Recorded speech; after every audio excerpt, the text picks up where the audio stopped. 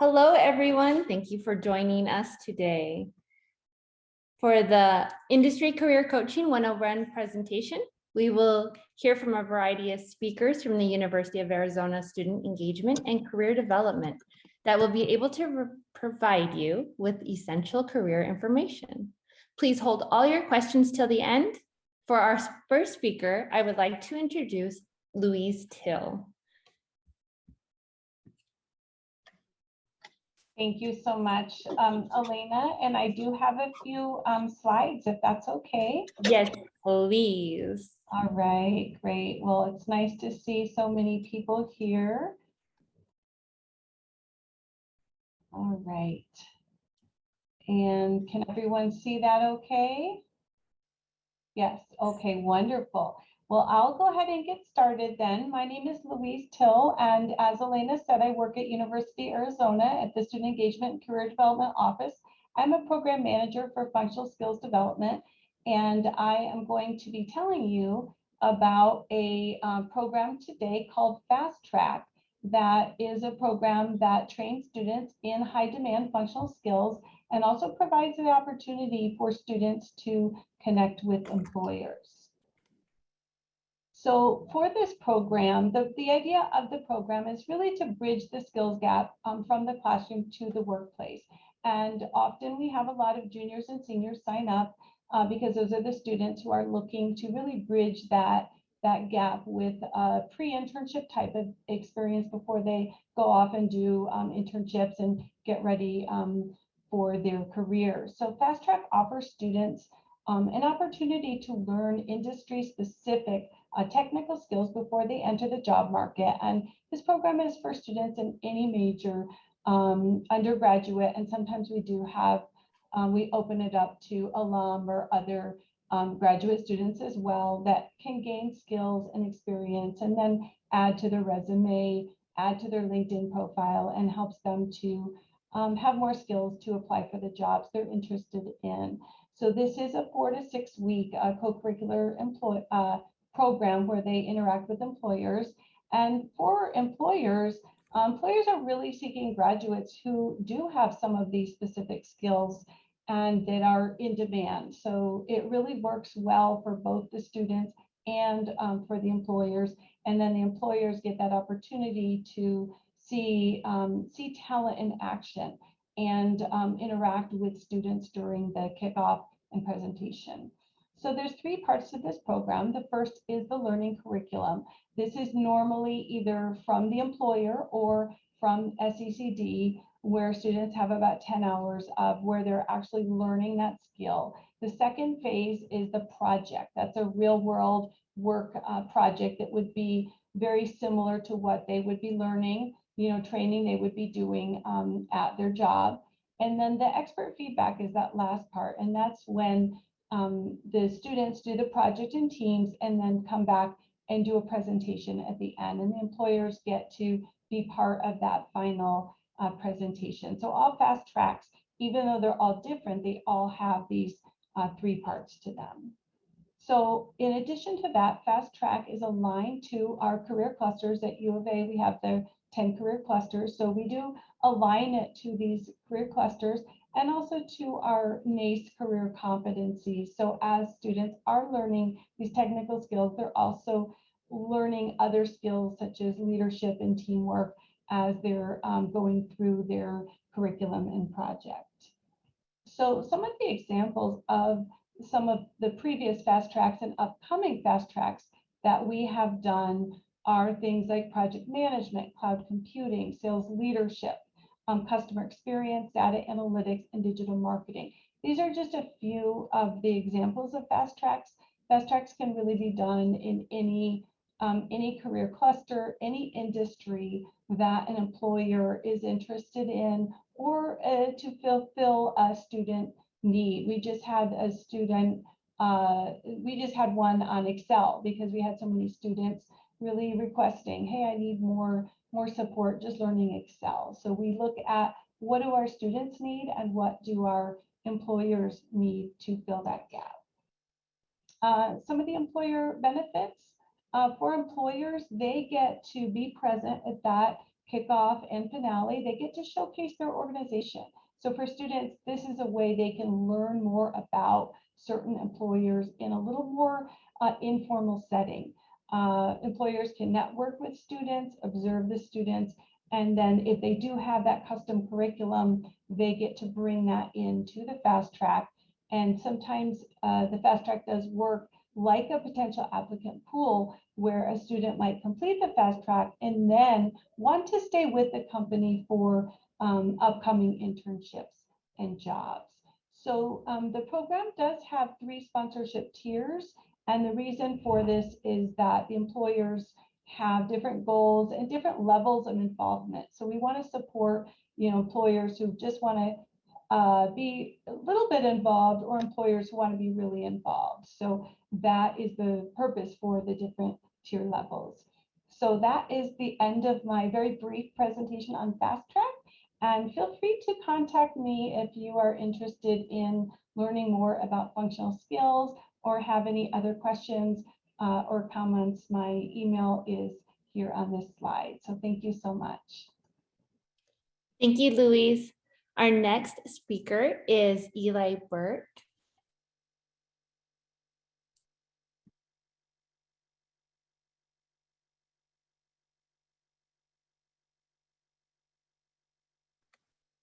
Hello, hi, thank you. Thanks, Louise. Hi, everyone. My name is Eli Burke. I use he, him pronouns, and I'm the program manager for design projects in student engagement and career development. And I'm going to share some opportunities that we have for students and organizations or employers. So I first want to just unpack a little bit of what design thinking is. So design thinking is also known as human-centered design. It's a creative problem-solving methodology that centers the human experience, and it thinks about stakeholders, like all stakeholders around an issue. It addresses challenges using empathy as the foundation for understanding different stakeholder perspectives, and it's relevant across all disciplines. It encourages interdisciplinary collaboration and provides innovative solutions for any challenge. It also offers highly transferable skills for the workplace. So now that you have a very brief idea of what design thinking is, right now we currently have 10 paid interns working in service to local nonprofits in our community. They're paid internships. And as you can see here, they come from all different disciplines, all different points in their academic careers as undergrads. And those are just a few of the community partners that we have been working with this spring. Those internships have grown this year alone from 10 to 150. So we actually have now 139 more opportunities for students to engage in a paid internship for the summer or fall. So if that's something that is interesting to you, definitely reach out. Right now, in addition to those paid internship opportunities, we also have 2 course-specific credit-bearing opportunities to learn the design thinking process and apply that in service to a real client. Right now, there's an honors course that starts in mid-March, and we'll be working with Ben's Bells. And then there's also an engineering course that's currently running, and we're working with Living Streets Alliance. And so through these challenges, we basically connect with nonprofits. We listen to what they do, the work they do, their passion. We listen to some of the challenges they face, and then students begin empathizing with different stakeholders. And then they move into the next phase, which is sort of take all that information and define what the real problem is. Usually when an organization or any entity presents a challenge, it is more like a symptom of a problem. So students work to define that problem, and then from there they ideate, which is really fun. That's when the team is together. There's a team of 5 to 6 students from different disciplines, which is really important that it's interdisciplinary, all throwing ideas out there together and building off of each other's ideas, and then bringing it back into a challenge, to a solution that's feasible and desirable for that client. In addition to those internships and the curricular opportunities, we also have a design thinking challenge for our Blue Chip Leadership Program.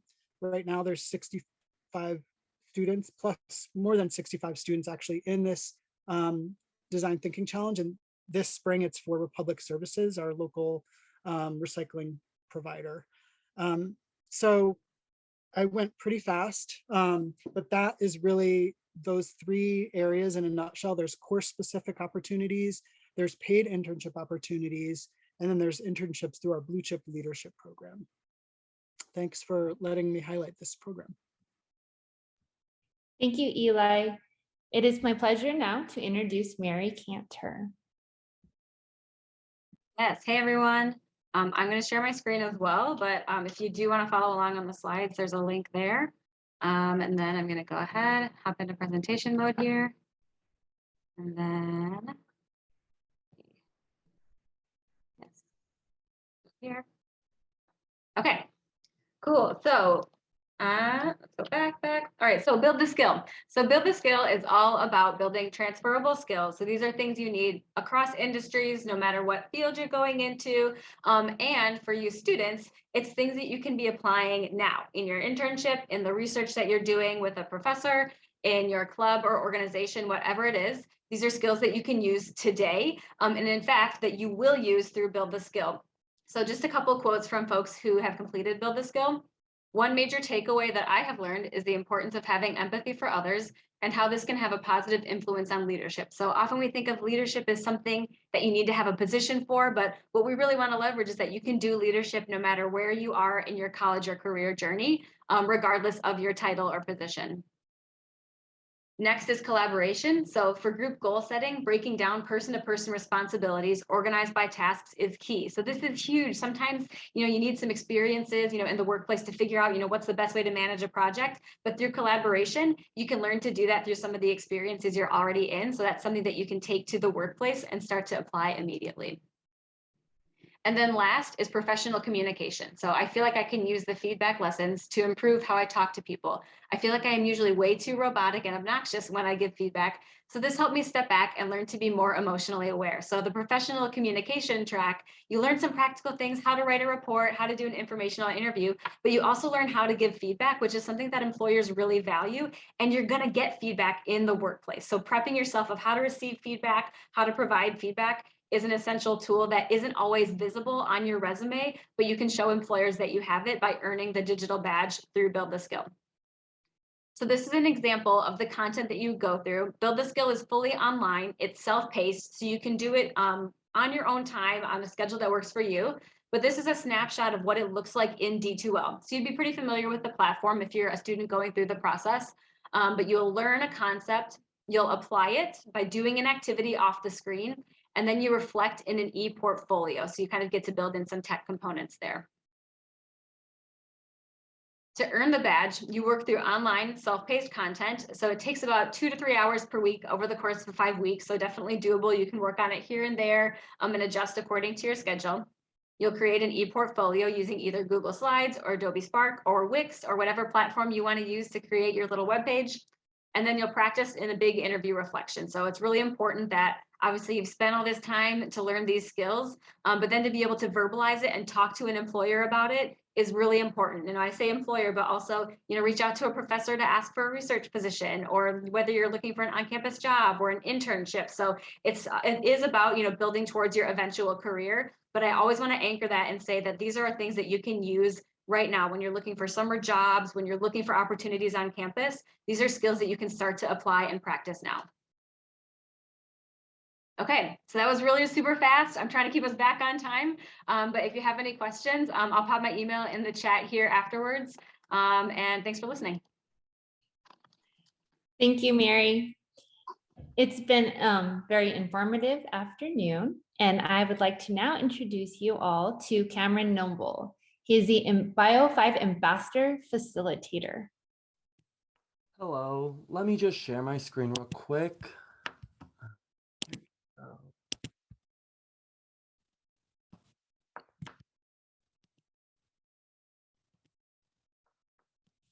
So the BIO5 Ambassador Internship is a unique 2-semester internship for University of Arizona students to participate in the collaboration of business and science. So we here at BIO5, it's a big research lab with a lot of researchers doing this and that, all types of human sciences, but there's also a team behind those sciences, grant writing, publishing stories and all that. And so as an intern, you will be able to learn how to participate in this collaboration between that little interchange of business and science.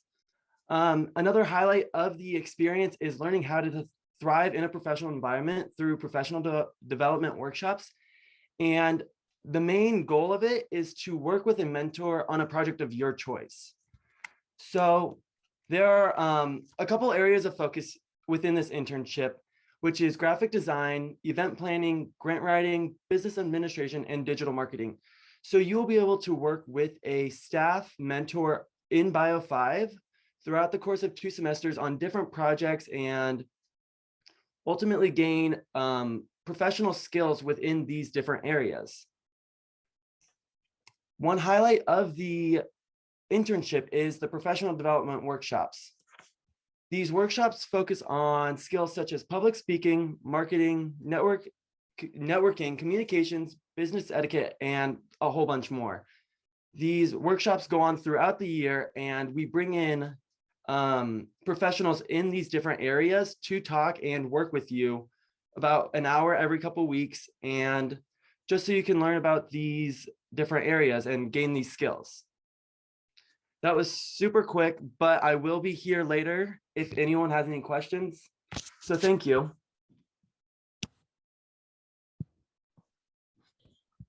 Right now, we would actually want to open up the floor for any questions that you have. Please go ahead and unmute yourself and ask your questions if you have any.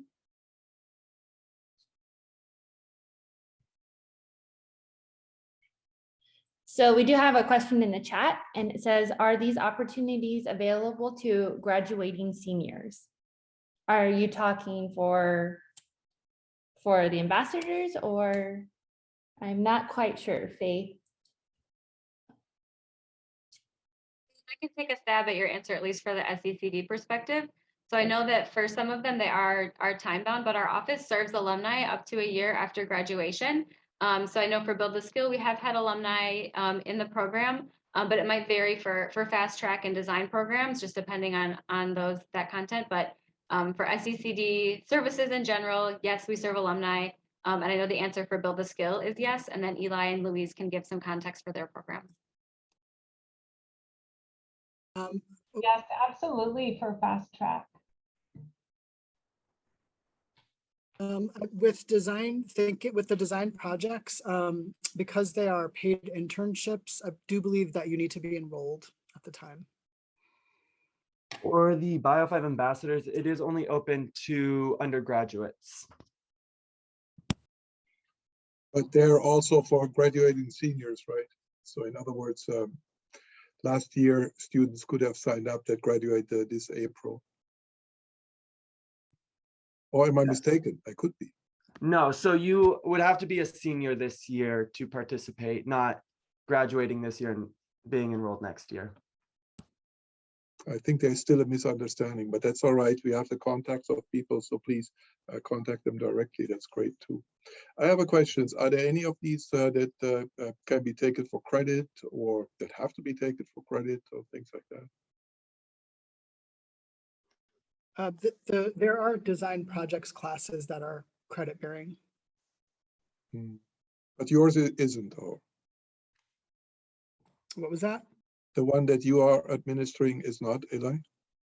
Yeah, there's 3 parts. There's paid internships, there's course specific design thinking projects, and then there's our leadership program projects. Okay, thanks.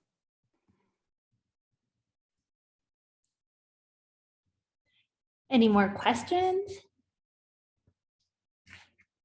There's actually one more in the chat. It says, with the exception of Bio5 ambassadors, are any of the other opportunities available to students, grad students outside of the U of A?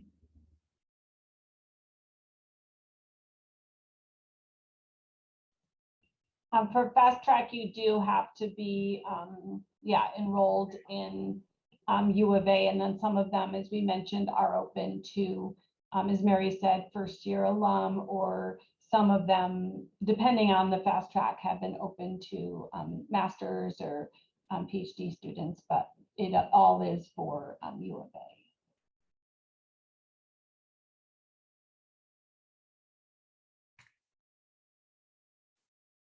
If we don't have any more questions. I do actually, there is one more. Does the fast track or build the skills cost any money? So for students, the fast track is a free program. They do not have to pay any fees or any money at all. Build the skill, it's free. Good question. Okay. I have a question. Sorry. Oh, perfect. Go ahead. For fast track, is there like a deadline to when we have to apply, or can we do it any time? Yeah, if you're interested in fast track, then it just depends which one. Like, we actually have 2 starting this week. We have another one starting in March. So they're just very varied, you know, because they're all different. So I think that I can put the link for our website so you can look up when individual ones are, because normally people like to find the ones that fit with your, Yeah. you know, with your major and your focus. So yeah, it just all depends, you know, when they are, but we do have some starting this week.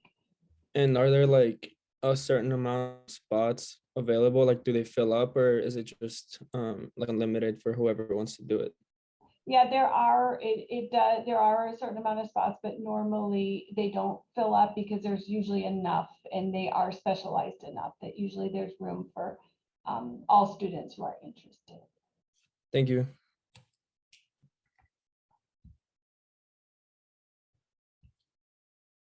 We have another question in the chat, and it says, for the fast track, are there more than 3 listed on the fast track program website? Is there an upcoming list? Right now, we just have the 3 happening, and then as we have other ones, then we will add those to the website.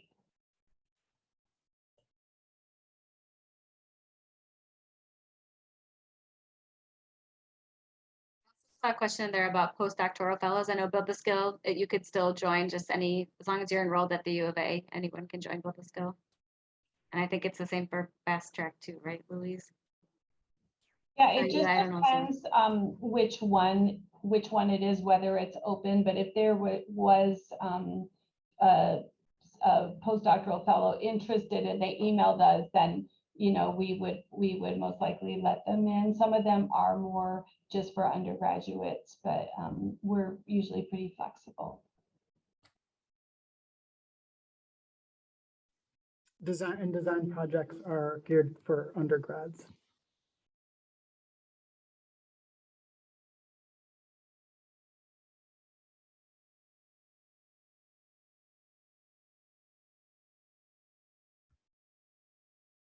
Anyone else want to pop in with a question?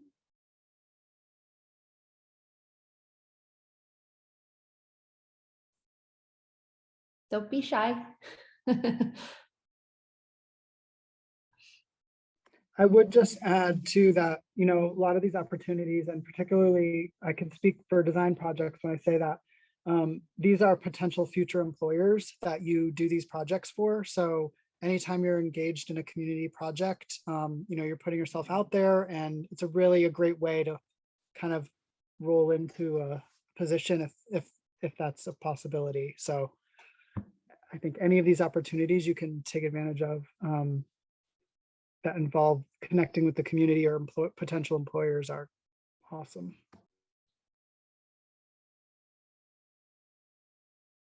Perfect.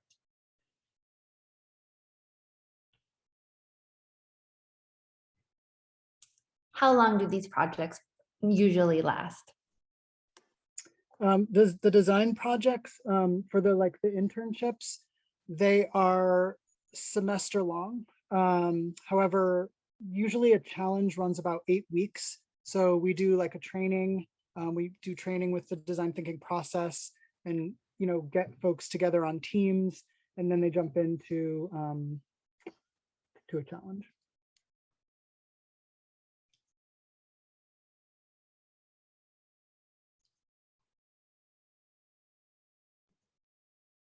And for the fast tracks, they're 4 to 6 weeks.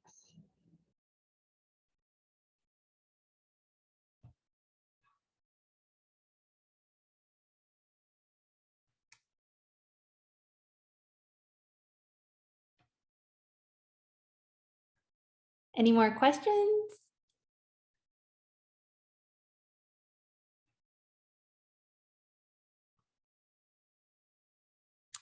We have one more speaker today, and her name is Amanda Harrell. Amanda, are you there? Hello, I am. Good afternoon. Hello. Thank you again for having us. And let's see, I know that this next 20, 25 minutes is really devoted to tailoring a resume and the applicant tracking systems and machines that kind of read resumes, and some tips that can help you really customize your materials.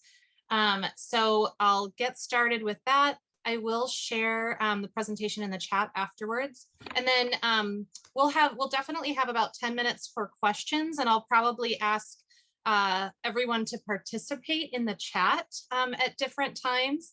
So just as a heads up.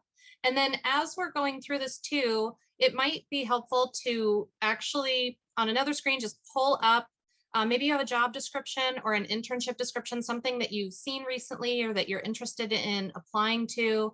Could be something that you're thinking of for the summer. So if you're able to pull that up and just find something, it doesn't have, we're not going to apply today. You might later, but for right now, it's really just to use as an example. So if you're able to find something and pull that up, that would be helpful as we go through the rest of our presentation today. So I'm going to share my screen. And let's see if I can get just an indicator. Does everybody see the tailoring your resume slide? I want to make sure that what we can see. Okay, fantastic. Thank you. So some of the things we'll talk about, we're really going to talk about the applicant tracking system, the machines, the bots that read resumes, and how that connects to what the purpose of a resume is.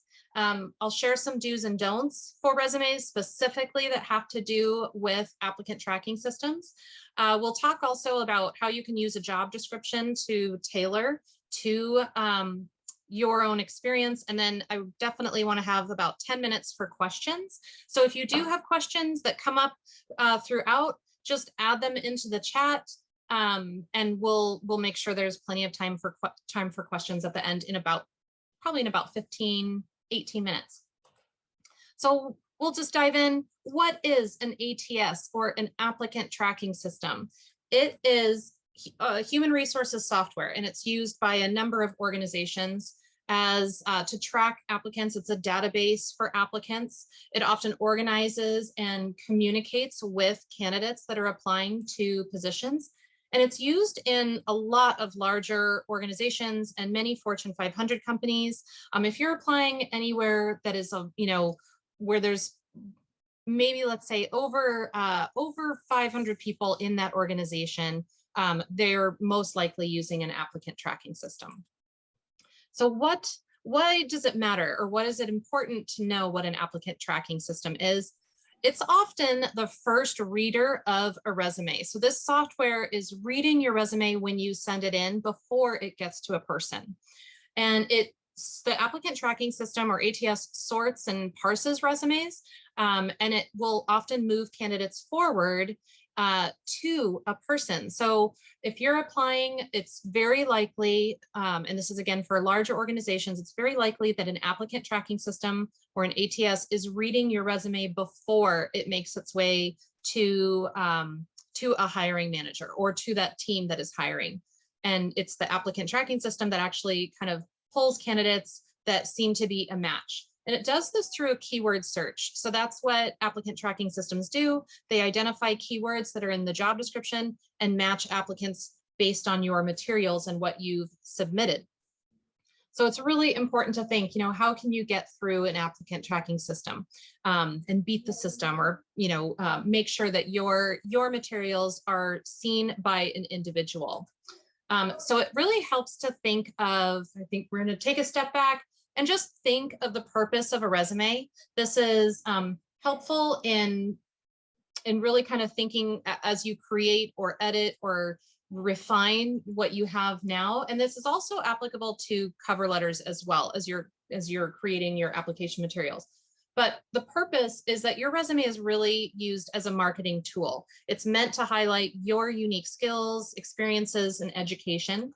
But it's not a document that looks the same for everybody. You're going to show different skills and what you've done in different ways.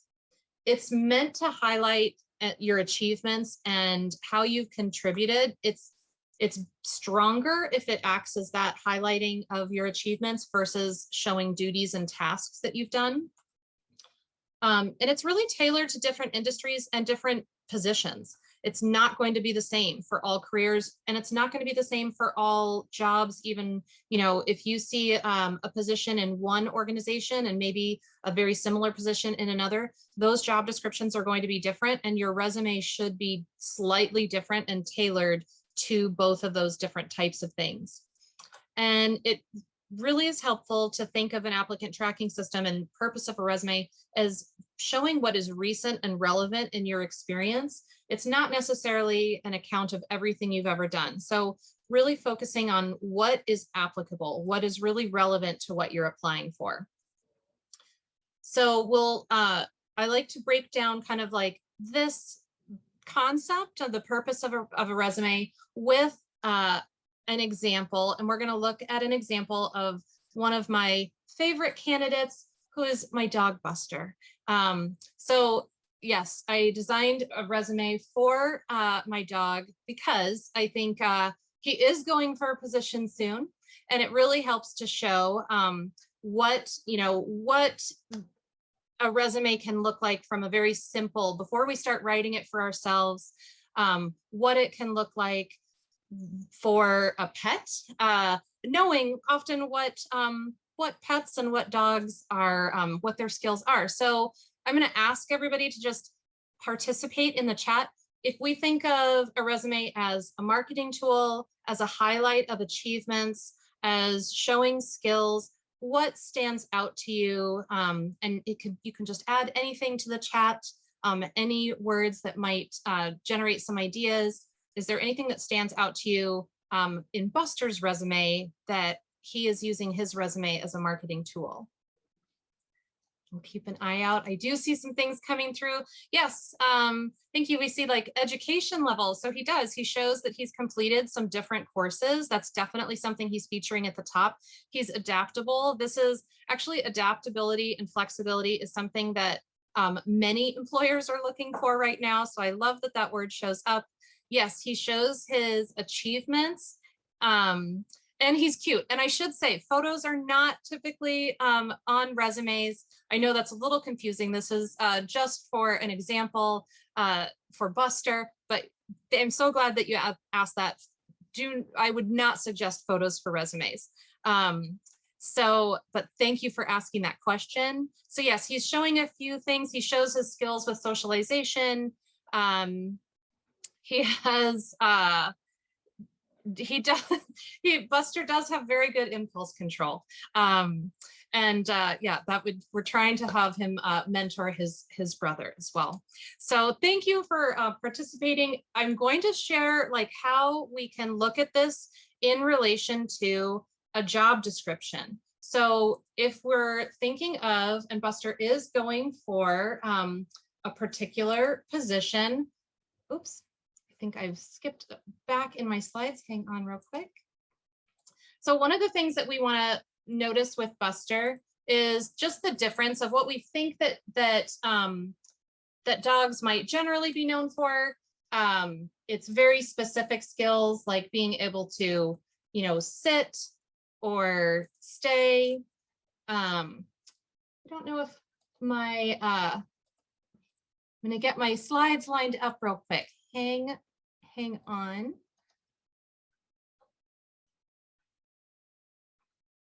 Can I ask what the slide is do you see the slide that says consider the difference? I hope I'm on the right slide now. So general is, if he just said stay, but specific is, stay on command to show that his ability to listen without distraction. And sit is something that, we know that many dogs are sometimes capable of if we work with them. But he's really able to welcome guests without jumping and maintain awareness of the Amazon deliveries that come by. So a tip that I'd say that you can really think of when working with an applicant tracking system is be specific. Show details, don't minimize your experience. This is a common, I'll say, mistake that we see on resumes is really minimizing experience and not getting to the details, not being specific. So this is hopefully an example of how to be specific. We'll look at a job description. This is actually a therapy dog job description from Banner Hospital, and it's calling out some specific things that they're looking for in their therapy dog. So having a gentle temperament, providing companionship, sit and stay amidst distractions. We know we saw that on his resume. They encourage socialization. So you will look at Buster's resume again and just consider how he's a match to this industry and to this job description. And I'll go back. And if you do have ideas, I know some of these things I appreciate folks have called out, but if you do see anything else that kind of matches these descriptions, go ahead and add them in the chat. And hopefully this is just a helpful and fun example of how we can start to think of how it can actually be challenging, but matching words to job descriptions is so important. So with Buster, we see some of those exact words. So the job description called out socialization, and I know somebody noticed that before, and he calls out socialization. They mentioned being able to sit and stay without, with the ability to listen without distraction. And he has matched, or I've done that on his behalf, the ability to listen without distraction on his resume. So this is a helpful tip, thinking of how you can match exact words wherever possible. So this is where we'll try a little practice. And if you got a chance to pull a job description, take a look at that job description. And if you didn't yet, that's okay. We'll kind of talk through this. This is really something that you can try later. And it's helpful to try when you're looking, maybe thinking through the experience first, and then going through a job description and your resume. So pull a job description you're interested in and read through it. And consider how your experience is a match. And you might try a few approaches. See if you can match your experience to one full sentence that you find in a job description. So if there's a sentence that you can identify and think like, yes, I've done that exact thing. That is a sentence to pull, and make sure that your resume says, has that. And you might edit, or you don't want it to appear that you've like copied and pasted information, but as much as you can match keywords, this is called keyword optimization, that's going to be really helpful to get through that applicant tracking system. Maybe you can't match a whole sentence. That might be really getting ahead to more advanced experience, but could you match 3 words?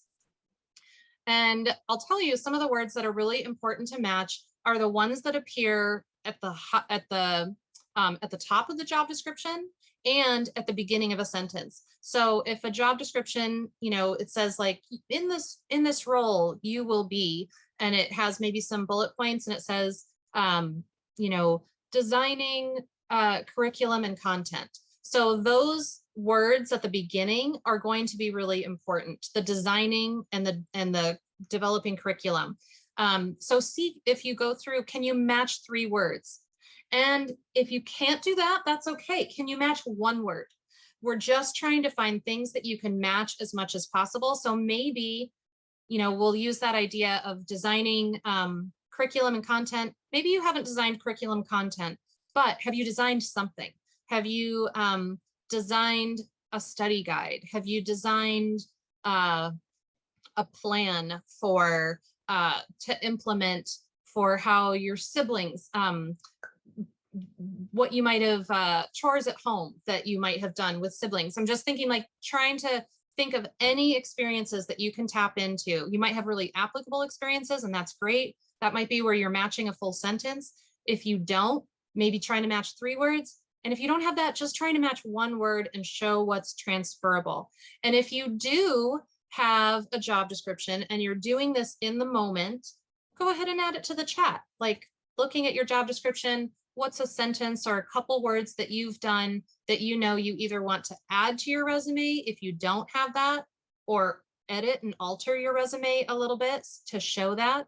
I know we're kind of doing this in the moment, so if you're not able to add to the chat, I'll keep an eye out if something comes through, but if not, that is okay. But I do see that somebody shared something.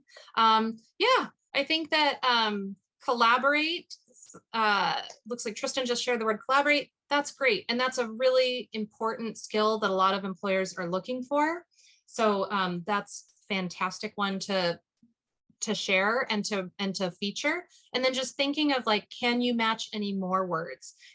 Really being specific again about how you've collaborated and what you did. And there's another thing as we're thinking of matching our experiences.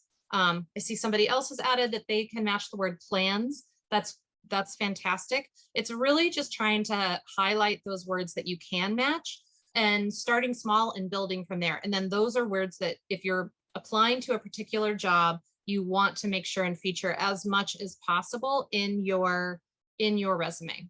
One thing that I think can help in doing this is I often will copy and paste a job description into just a plain Word document, go through and highlight some of the most important words that I think stand out a lot, highlight or bold any words that appear more than once. Those are going to be really important keywords. Those are words that applicant tracking system is definitely going to be looking for when it's reading your resume. So matching those as much as possible, and then see if you can kind of match those against your resume and make sure to add those words in. That might make it make the process of it a little easier. I'm going to share another tip that I think is very important and helpful in doing this is how to talk about your experience. So we've thought of a couple of words, a few words that we're trying to match. There is a process for writing about experience when we talk about writing resumes that makes a big difference, and it helps us to capture a lot of those keywords. And it's called writing with the APR format. So APR stands for action plus project or problem plus result. So if you think of everything that we're doing in our experience in work, in part-time jobs, in clubs, in classes, you're taking some type of action, you're working on some type of project or addressing some type of problem, something you want to figure out. And then there's a result of you doing that. I often ask people, think of if you didn't do that thing, then what would happen? This particular thing wouldn't get done, or there'd be one less impact. So thinking of the result and the impact or the way that you're contributing that's unique to you can help to really pull in that result. And here's a few examples. So if we look at this one for the Botanical Gardens volunteer, they create a friendly atmosphere and provide service to guests to support a positive experience. That's very well written. Create is that action. The service to guests is the project that they're addressing. And then overall, that supports a positive experience for people that are visiting the botanical garden. So that is the result. Here's a few more examples. You'll notice each one of these starts with an action word. And if we were thinking of an applicant tracking system and tailoring a resume to this, it would be, there might be some of these words in a job description that might be really important. So in that research assistant role, that person might participate in research. They might participate in a collection of data. They might be finding interventions. If you look at the Hope College Leadership Program, guessing that if this was tailored, That job description might talk about attending different events. They might talk about leadership and advocacy skills. And with that marketing assistant, of course, writing would be what they might be tailoring to. Probably that job description might mention social media and blog posts, and then to increase audience engagement is really the result of that. So thinking of as much as you can show actions and results is going to be very important in how you continue to tailor, and really look at the job description again to help you do a lot of this. I have a few more slides to share and then want to turn it over in just like 3 minutes to all of you for questions. So as you practice and you're thinking about writing about your experience and you're thinking about tailoring, it might help to just kind of start at the beginning. If you take one experience and just think, what are the specifics that you do? Remember, we want to be specific versus general. So just think, what are those specifics? And maybe just do a brainstorm and try to jot down some ideas. What skills do you use in this experience? That's going to be really helpful to kind of get at your skills. Is it communication? Is it research? Is it analysis? Think, how do you use those skills? And then what's the result of your actions that you take? Do your actions help somebody? Do they help complete a project? This is really getting to your overall impact. Okay, as we're thinking of tailoring resumes and really trying to beat that applicant tracking system, here are some resume do's. Use a Word document versus a template. 2 reasons for doing this. Word documents are much easier to edit versus templates that you find online if you've searched for resume templates. I'm going to share a fantastic resource that our team developed. I'll share it in the chat at the end, and it's actual resume examples that have been formatted that you can use. So the reason we say to use a Word document versus a template is templates can often, pieces of templates like images, I know we saw that on Busters, but yes, we wouldn't usually put an image on a resume. Photos, tables, charts, oftentimes those things get parsed out differently and your resume won't look the same. And a lot of times the applicant tracking systems don't accurately read that information. They also don't read incompatible files. So if you send a file in a way that the employer is not asking, that can affect how the applicant tracking system reads your resume. Things like logos or images really trip up the applicant tracking system or ATS. So just stick with a Word document. That's very easy for an applicant tracking system to read, and it's much easier for you to edit. Use job descriptions to tailor your skills. We just saw kind of a way to do that, and the more that you do that, it'll get easier to go as you continue editing.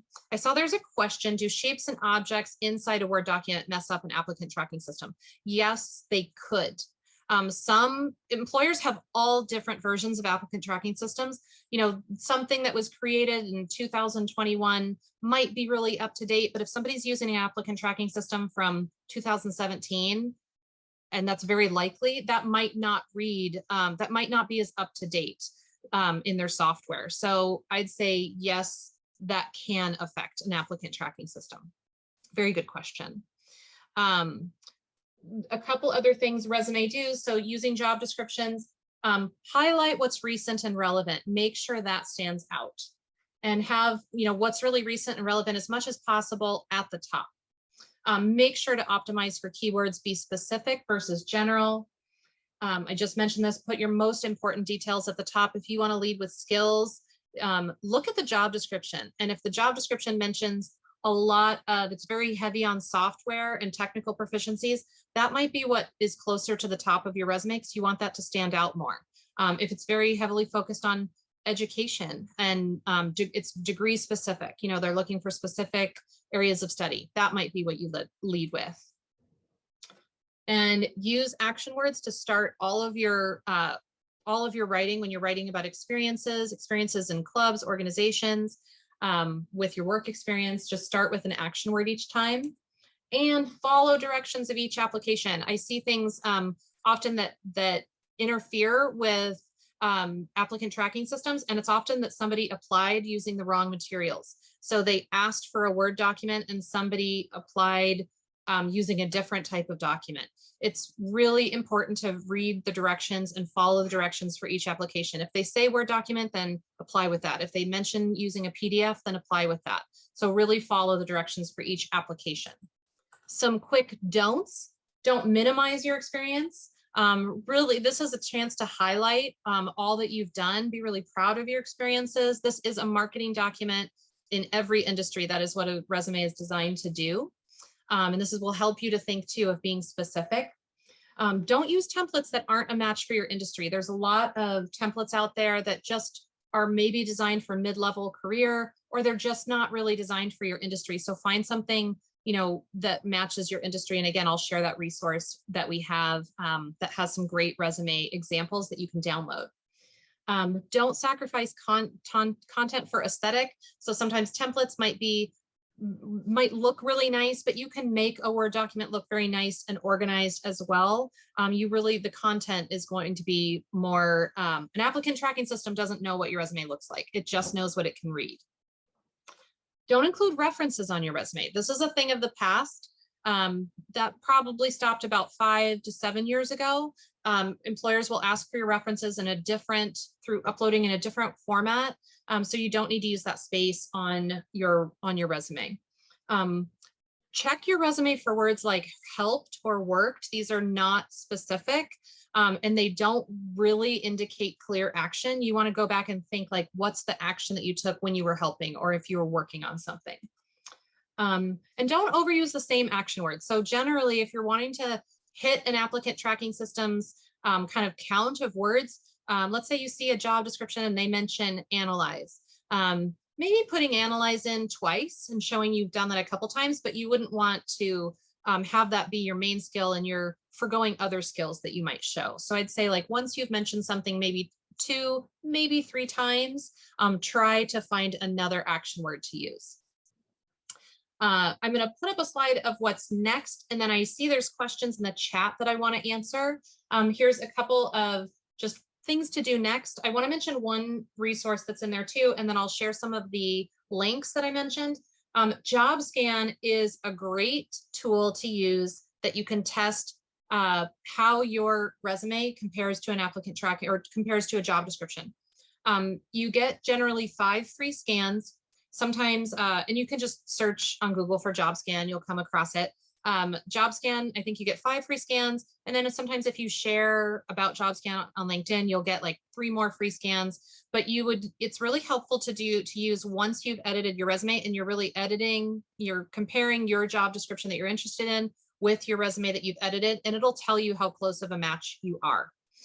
It's a great tool to use, and it gives you clues on like what you can add. Some of those things you might not be able to add, and that's okay, but adding as much as you can is going to be helpful. I'm going to answer some questions in the chat, and then keep questions coming through the chat, or feel free to unmute. I know that it looks like we have a question about if there's no directions, do you submit a Word or PDF document? I think either one of those is acceptable. I think that I've heard, you always want to say submit a PDF so you're saving your content. But I also think, so it doesn't get altered or changed. I don't know how much that actually would happen, that your resume would get altered or changed. I've sent both PDFs and Word documents. I think the main thing is just following the directions as close to possible if they do specify. If they didn't specify, myself, I would probably send a Word document. Let's see, I see that Emmanuel has asked a question about shapes. Does that include dots that come with creating bullet points? No, if you found the bullet points in Microsoft Word, those a resume reads, or a applicant tracking system reads just fine. Good questions. Let's see, I see another question about when sending a resume, is a PDF format preferred over a Word doc? I think we kind of talked about this. It really depends on the employer, and the different applicant tracking system. So again, just reading those directions. And are there any notable differences when applying with a CV versus a resume? Yes, so there are. So a resume is really designed best to be 1 page. If you have under 10 years of experience, if you have over 10 years of experience, you might have a 2-page resume. I would never suggest a resume any longer than that. A CV is really as long as you want it to be. CV, resume kind of means like to sum up. So you're summarizing, you're focusing on recent and relevant, you're hitting those keywords. A CV is really a course of one's life, and it refers more to the academic experiences. So just, I think, a CV would be more applicable to research positions, applying in academia.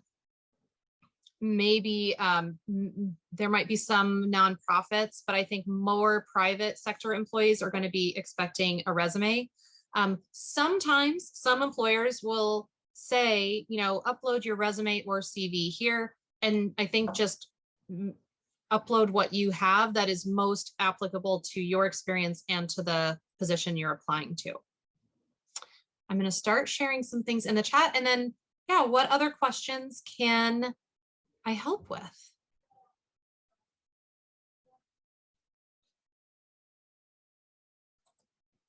I'm going to stop. Let's see.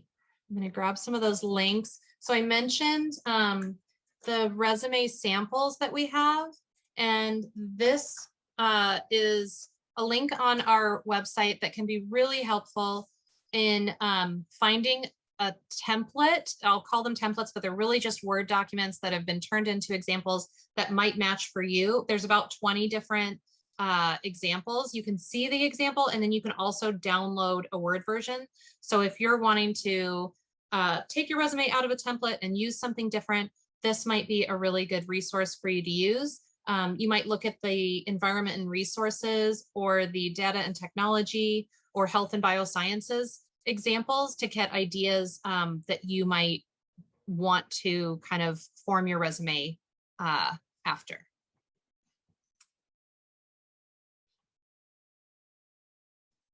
Thanks for all the great questions.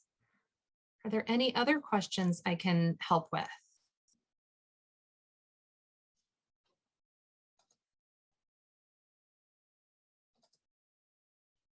Let's see. We have a question. How do you show transferable skills in the best way? I think that you can show transferable skills. So really kind of going back and just identifying what transferable skills you want to highlight. I think it helps to do a couple things. So first, if you're not applying to positions yet, really just write out your resume featuring kind of what you want to stand out about yourself, what transferable skills you want to show as much as possible. And that might be communication, research, analysis, and it could be anything that you really think is going to be most applicable, or that you really want to highlight about yourself.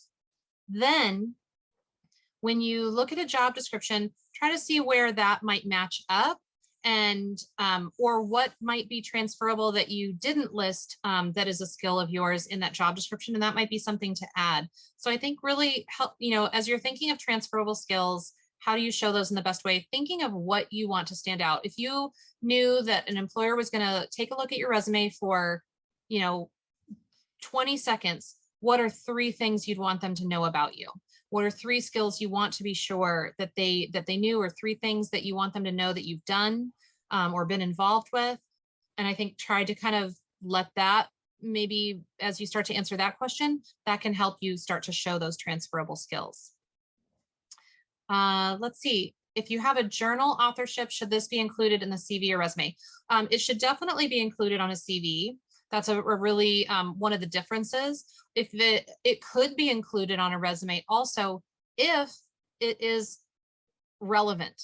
So feature it if it's relevant, or if you're wanting to show that as kind of an accomplishment or a highlight, then those would be ways to add that to a resume, especially if you have room.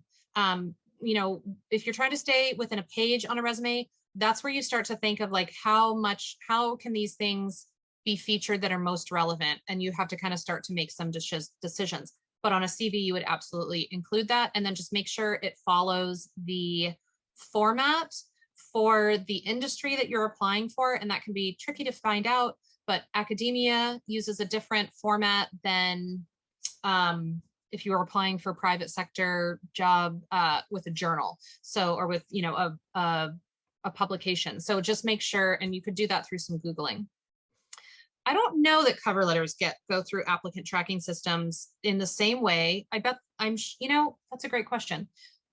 They, I've not heard about them going through as much as resumes. I think resumes definitely go through. Cover letters could. It's still really important to feature cover letters and have those match as much as possible, and kind of fill in some of the stories that you might not get to tell on your resume. Fill in those stories using a cover letter. So you're expanding on your experience. You're still focusing on what's relevant. You're still pulling in those keywords, but this is where you're maybe talking more to a person or that hiring manager. So it's really important to have a cover letter. I'm a hiring manager. I've been a hiring manager. I always read cover letters before I read resumes because I want to know that why somebody wants that particular job. So I think cover letters are very important to have be just as strong as resumes. I see another question from Regina. I was told we no longer include home address on resumes, but then it's appropriate to include city and state. Yes, you could do either. It's less customary now to have a home address. Most employers are going to be emailing you or calling you versus sending you materials. So you can take that home address off. I do think it helps to have a city and state on your resume. If you have home address, it's okay. But if you're trying to save space, I always think too, if you have a lot of content and you have a lot of words on your resume, you want a resume to still be approachable. You don't want somebody to see it and be overwhelmed, like this is so much text to read. I'm sure we all see things like that when you see you have a lot to read. So taking off things that are extra, like a home street address, actually can help. Let's see, I think that is all the questions that I see in the chat. I am still going to upload this presentation so everybody has it. And I shared our resume samples, so hopefully that will be helpful. And if there's no other questions, I will turn it back over to Elena. Thank you, Amanda. That was great. I'm sure everybody still has a lot of questions, but are a little shy to ask. Amanda, will you put your email address into the chat for everybody too, if they decide that they would like to talk to you later? I will. I'm going to put my email in here, and then our team, the career education team, also does meet with students. We have a peer coach staff that helps students with resumes, cover letters, LinkedIn profiles. Our peer coaches are really strong at developing LinkedIn profiles. They've done a lot of workshops and read a lot of articles. So if you're working on things like that, our peer coaches can meet. Our career education staff can also meet with students on any of these topics. So, and you can book appointments through the Career Center in Handshake. That is my email. Thank you everybody for your great questions. Thank you so much, and hope to see you all at the industry staff panel at 3:15. I will put the link into the chat and hope to see you all there. In the meantime, I'd like to also say my thanks to the presenters, very much so, but also to the audience. I see that plenty are dropping off at this point, which is totally fine. I would like to remind those of you that might be staying at the UA a little longer. This is an annual event, and we don't always follow the same formats and or have the same speakers. So make sure that you take from today away all the information that you can, save the chat, and make sure you have the names of the people that you heard presenting from career engagement and student SECP and career development. Yeah, that was wrong, right? Student engagement and career development. That you have the names if you want to follow up with anybody in particular, because through Handshake and through the Career Center that moved recently, right? If Amanda is still here, she can probably say a word or two, like where they are located now. Yes, I'm sorry, Uwe, so you said just to share where we're located? Yeah. Yeah, so our team is in the Bartlett Academic Success Center, which is very close to the BIO5 Institute. We're just, and we're in the Bear Down gym. So if you see the renovated Bear Down Gym, we're in the building right behind there. That is our location. And then we do meetings and our workshops over Zoom and in person as well. Thank you, Amanda. I'd love for you to be closer, but BIO5 is on the north side of Speedway, so it's a trip. Oh, shoot. Next time I come down there, because there are some nice restaurants on 6th Street and around that area. So I love to be down there, but it's quite a walk from BIO5. But thanks for sharing. I'm sorry, that. I was mixing it up with another one. That's Of course, there is a lot of construction also going on down there in that area. But it's just south of Bear Down Gym and north of the whole stadium, 6th Street area. So thank you to everyone again, and I hope to see many of you back at the current hiring trends in the life sciences and biosciences industry that starts at, 3:15? And then ultimately also the student industry networking event that starts at 4:30. See you there. Thank you.